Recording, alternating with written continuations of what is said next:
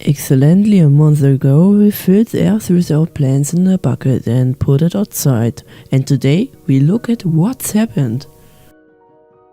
Here's the bucket.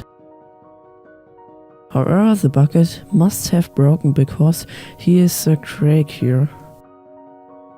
Now we will open the bucket. It's very warm in the bucket. We saw that some big and small plants has grown. We've also seen that moss has grown.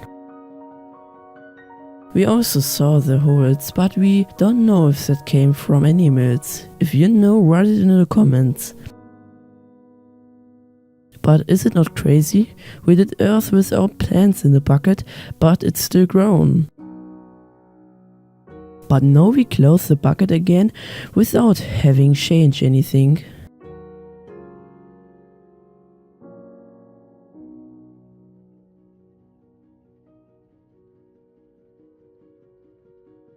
In a few months or years, we will again look what has changed. That was my video. Do not forget to subscribe and give this video a like. See you in the next video. Hardware.